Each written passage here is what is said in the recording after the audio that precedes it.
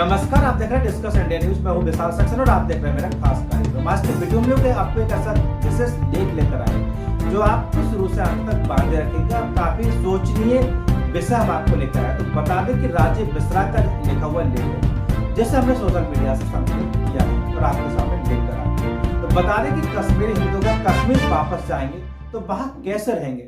98% जनसंख्या जो आपके आंसू से घृणा करती हो, उसके बीच में आप कैसे रहेंगे। एक उदाहरण याद आता है, जैसे यहूदी फिलिस्तीन में अरबों के बीच जीवित रहे, लड़े और अपने लिए एक इजराइल बनाया। फिर ले देकर बात इस पर आती है कि हम यहूदी जैसे क्यों नहीं। आगे बता दें कि आगे राजीव मिश्रा जी लिखते हैं, जो हमने उनका लेख संकलित किया है, लिखते हैं पर यहूदी हमेशा ऐसे नहीं थे जैसे आज। यहूदी 1500 सालों तक फिलिस्तीनियों से मार खाकर भागे थे। अपना एक मुल्क नहीं था।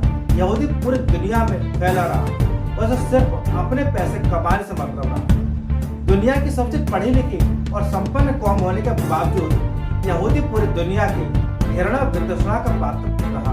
और यहूदी भी तब तक नहीं जागे जब तक उनका आंसू खतरे में नहीं आ गया। हिटलर अकेला उन्हें नहीं मार रहा था, पूरा यूरोप उनके मार खाने पर खुश था। इसको आगे राजीव मिश्रा जी लिखते हैं कि इंग्लैंड की विदेश नीति में द्वितीय विश्व युद्ध तक यहूदियों के लिए कोई सहानुभूति नहीं थी। आपने अगर लॉरेंस ऑफ अरेबिया देखी हो तो याद होगा कि पहले विश्व युद्ध में अंग्रेजों और अरबों में बहुत याराना था।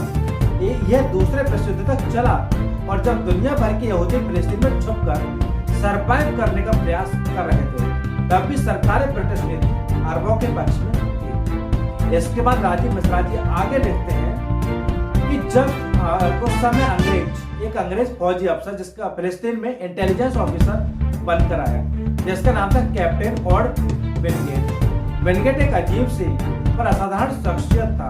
वह एक इन्फेंट्री जीनियस था। व्यक्तित्व रूप से उसे यहूदियों से बहुत सहानुभूति थी और सरकारी ब्रिटिश नीति के विरुद्ध जाकर उसने यहूदियों को एकत्र करना शुरू कर दिया और लड़ाई के लिए तैयार करना शुरू किया। बेन कुरियन, जोबी ब्रेनर और मोसे दयान जैसे भविष्य के इजरायली मिलिट्री लीडर उसके शिष्य बने। विनगेट ने इजरायलियों को उनकी यह आक्रामक नीति दी।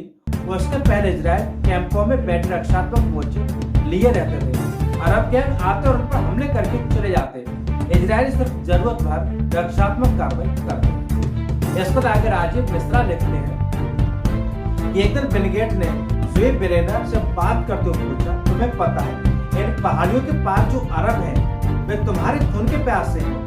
एक दिन ये आएंगे और तुम्हारा अस्तित्व मिटा देंगे। इसको राजीव मिश्रा जी आगे और लिखते हैं, ब्रेनर ने कहा वे ये आसानी से नहीं कर पाएंगे, हम बहादुरी से उनका मुकाबला करेंगे। विनगेट ब्रेनर पर बरस पड़ा, तुम यहूदी भी ना मिसोजिस्ट आत्मपीड़क हो। तुम कहते हो आओ मुझे मारो, जब तक मैं तुम्हारे भाई का कत्ल नहीं कर दूं, तुम्हारी बहन का रेप नहीं कर दूं, तुम्हारे माँ बाप को नाले में नहीं फेंक दूं, तुम हाथ नहीं उठाओगे। इसको राजीव मिश्रा जी आगे लिखते हैं कि तुम लड़कर जीत सकते हो पर कायर हो। मैं तुम्हें सिखाऊंगा कि लड़ना कैसे। फिर विनगेट ने यहूदियों की टुकड़ियों का कई सैनिक अभियानों में नेतृत्व किया। वह अरब ठिकानों का पता लगाकर उन पर घात लगाकर हमला करता, उन्हें बेरहमी से मार डालता और कई बार तो अरबों के लाशें लॉरी में लाकर फिलिस्तीनी पुलिस स्टेशन के सामने फेंका। आगे इसके बाद राजीव मिश्रा जी और लिखते हैं और बताते हैं कि विनगेट ने यहूदियों की मिलिट्री स्ट्रेटजी नहीं बल्कि उनकी मानसिक अवस्था बदल दी। उन्हें रक्षात्मक से आक्रामक बनाया। इजराइल को मोसे दयान जैसे जनरल तैयार करके दिए। विनगेट अकेले एक ऐसा गैर यहूदी है जिसकी मूर्ति इजराइल के अंदर लगाई गई है। आगे राजीव मिश्रा जी लिखते हैं कि आप भेड़ियों के बीच में भेड़ बनकर नहीं जी सकते। जान पर बनती है तो भेड़ बना यहूदियों का झुंड इजराइल बनकर शेरों की तरह रहना सीख लेता है। तो हम तो भरतवंशी हैं जिनका बचपन ही सिंह शावकों के साथ बीता था।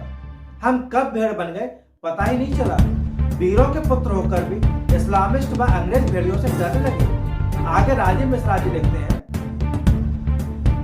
कि ये जो लेख उन्होंने लिया वो कैप्टन विनगेट के लेख से लिया गया है। तो कैसा लगा आपको वीडियो? अगर पसंद आए तो चैनल को सब्सक्राइब करो, वीडियो को लाइक करो। धन्यवाद।